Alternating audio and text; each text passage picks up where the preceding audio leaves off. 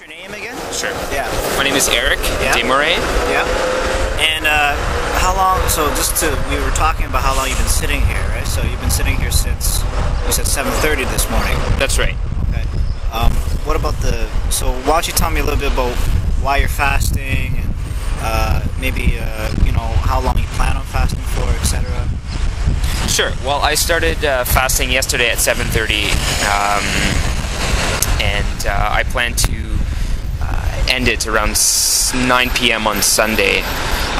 The reason I'm doing this is in the name of non-violent protest. There's lots to be angry about with this G20 summit, and don't get me wrong, I have my issues with it as well, some very serious issues.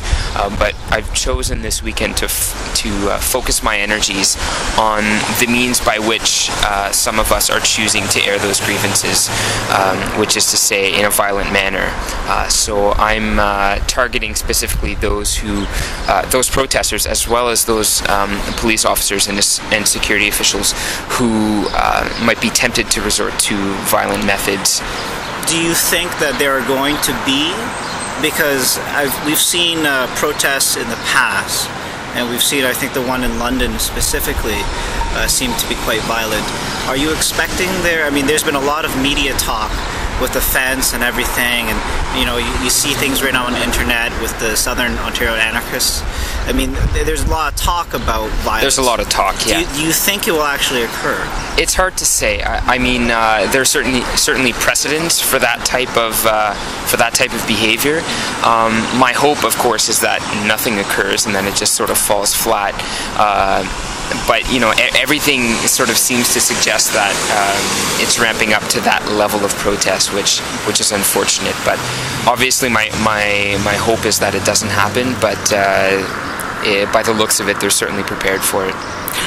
Do you think the security fence was a necessary requirement for the G20, or do you think it has become a catalyst for more violence? Well, that's just the thing, right? You have to ask yourself the question, what begets what?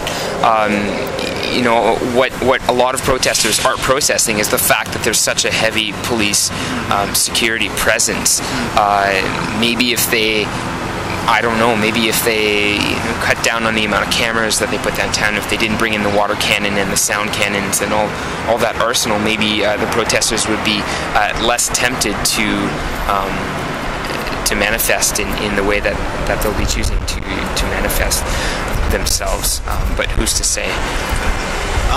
In your opinion, then, is there how would you? Do you have a message for the G20 leaders, or do you have maybe a message for the protesters or something? Is there another way for dialogue to be created without the potential for violence, do you think? Oh, certainly. There are all sorts of organizations that are getting together in areas like Queen's Park and elsewhere in the city that are voicing their concerns certainly in a more eloquent manner than I am. If I had one thing to say to the protesters, it would be to really consider the consequences and the efficacy of violent actions.